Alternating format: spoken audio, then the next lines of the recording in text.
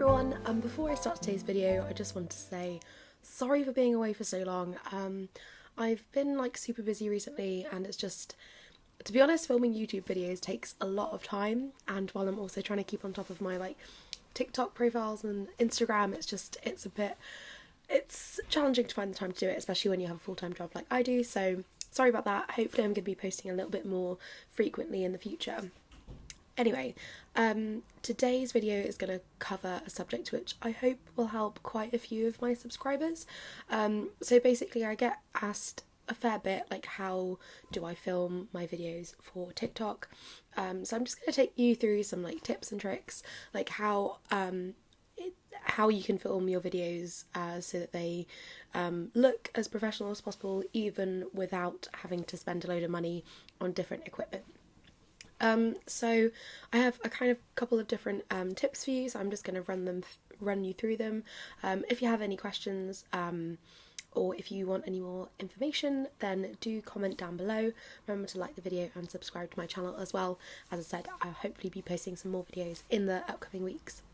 So tip number one is lighting. This is probably the most important one, because there's nothing worse than watching a video that's just dark and kind of gloomy. It just even if you can see what the person's writing on it, it feels a little bit sad, and you don't really want to be watching stuff like that, in my opinion anyway. So lighting is definitely one of the most important things you want to think about before you start filming stuff.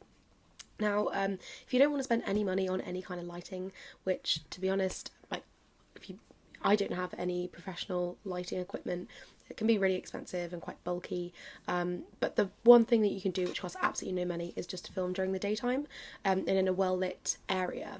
Obviously this is more of a useful tip during summer, especially if you're at school or you're at work during the day. During the winter time it's quite annoying because you want to come home and film some videos, but it's dark already. So if you can film during the daytime, do. But if you can't, then there's several tricks that you can use. So first of all, just use another lighting source. So this is what I use for all of my videos. It's just not fancy at all, just my bedside lamp, but it's quite good because it's not really direct light, it's more of a soft glow, so you don't get any glare or anything like that. So that's quite a useful tip. You probably already have something like that around the house, but yeah, if you do have that, then that's always good. Another tip is so I actually purchased this. It's actually supposed to be for selfies, so it just clips onto your phone like this, and then you press the button on top, and then yeah, you can obviously it sort of lights up your face. So it is supposed to be for selfies, but it's also quite useful for just filming lettering and other artistic videos. It sort of illuminates the space that you're filming without being too direct. So yeah, that's really useful. And this was only £5 tops. I can't remember exactly how much, from Amazon. I'll put the link down below if you want to buy one, but there are loads of different ones available on Amazon and on other websites. So that's lighting. So tip number two is the setup of your phone. So this video in particular, I'm just going to be talking about how to film with your phone. I've never filmed with anything other than the camera on my iPhone. You really don't need a fancy phone, but what you do need is you need to set it up so that it's not wobbling, or it's you can concentrate on what you're lettering without having to worry about it falling over or anything like that. So the one thing to not do is don't hold your phone. Then, like I said, you won't be concentrating on the lettering, you'll be concentrating on holding your phone still. And in general, it just you won't be able to, you just won't be able to get the same effect as you do if you balance it on something or have a tripod or anything like that. So definitely don't do that. What you can do is, I've never used any fancy expensive tripod. I've just literally bought this device contraption from Amazon. It's just a phone holder. So you clamp it onto your desk, then you can position it however you want, and you can put your phone in a clasp like this. It's actually originally designed, I think, for hands-free film watching and TV show watching, Netflix watching basically on your phone, but it does work really, really well for filming, especially because it has that kind of movable arm and you can position it however you want, you can adjust it, and it doesn't really wobble that much unless you sort of, if you knock the table accidentally, it might wobble a little bit, but as long as you don't nudge it or anything, it's fine. That was only, I think it was less than £10 on Amazon. Again, I'll put the link in the description box. But yeah, that's a really, really useful bit of equipment, very cheap equipment that can really just turn your videos from something that's looks really wobbly and really unprofessional into something that looks like, well, somebody even asked me once if I was holding my phone in my mouth when I was filming it. So yeah, you don't need to go to those links at all. Just get one of those. If you don't want to spend a little bit of money on something like that, you can balance your phone on something tall. Don't really have a good example here, but if you kind of have a, maybe this, my air freshener, you can sort of balance it. The one bad thing about that though is that often I found, before I bought that phone holder, I found that I was kind of using toolboxes and things like that, but I found that it cast a weird shadow on my lettering, and also you could sort of see the box that I was balancing my phone on in the film. So if you really don't want to buy a phone holder, you can do that, but personally I think it's probably better to just get a phone holder. They're really, really useful, and as I said, not very expensive at all. The third tip is a super, super short one. It's just about the actual place that you're filming. Make sure that the background, anything that's not the actual lettering or the piece of art that you want your viewers to focus on, make sure there's nothing else there. Otherwise, people are just going to get distracted. They don't want to see a kind of messy environment, which is kind of annoying if you live in a very small room like me, because I have stuff on every space.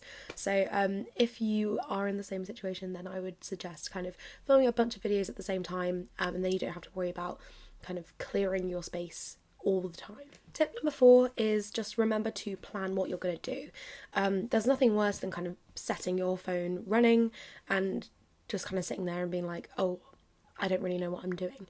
So make sure you don't have to kind of plan it out to the nth degree, just kind of have a vague idea of what you want to do. Make sure you have all the equipment that you're going to use handy, otherwise you're going to have to do some editing.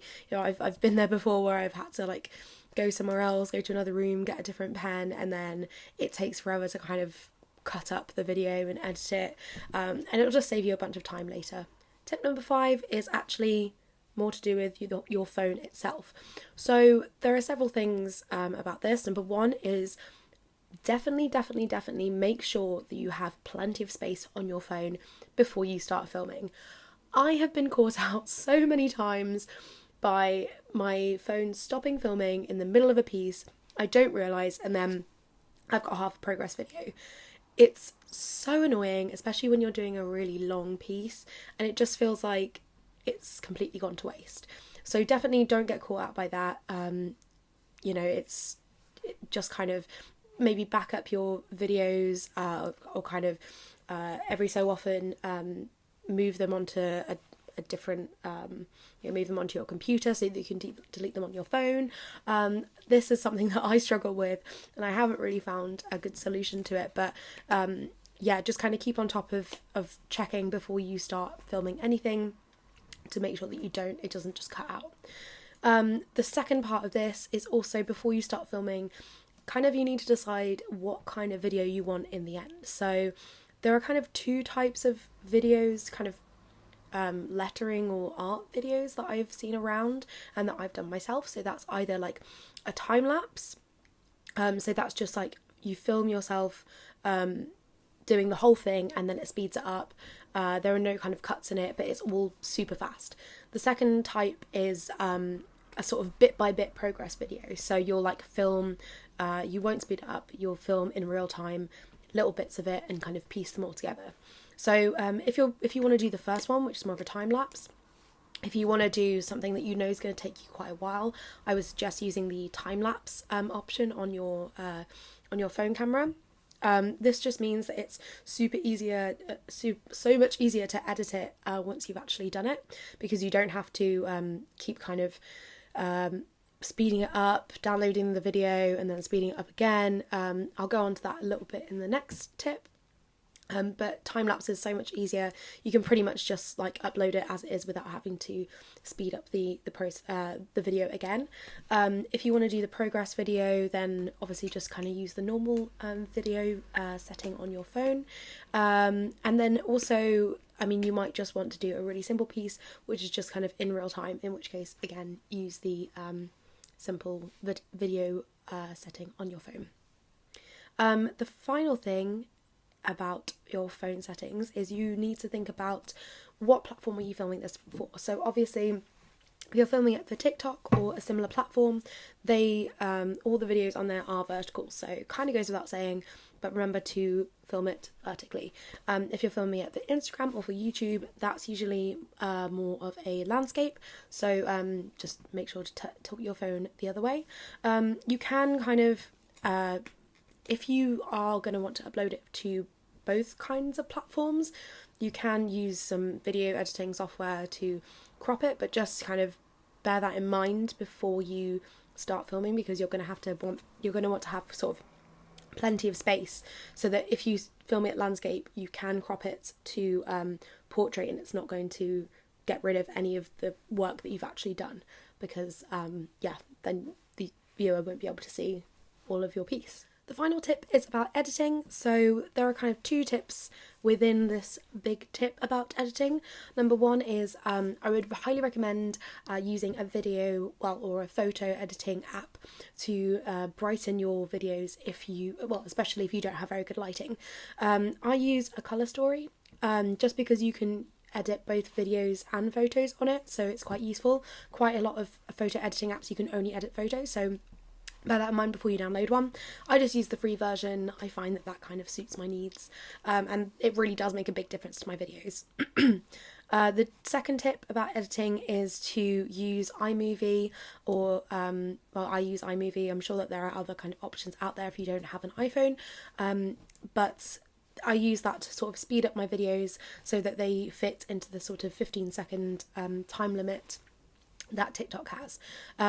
Well, obviously you can have longer videos, but I find that my shorter videos tend to do a bit better. So you can use iMovie on either your phone or your computer to speed those up.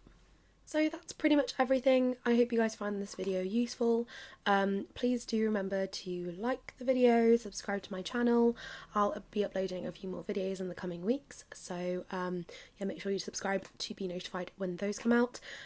Also, please do remember to follow me on Instagram at Calligraphy, that's CA_IT_ligraphy, and also on TikTok at Calligraphy as well. Thanks guys. Let me know if you want to see anything else in particular.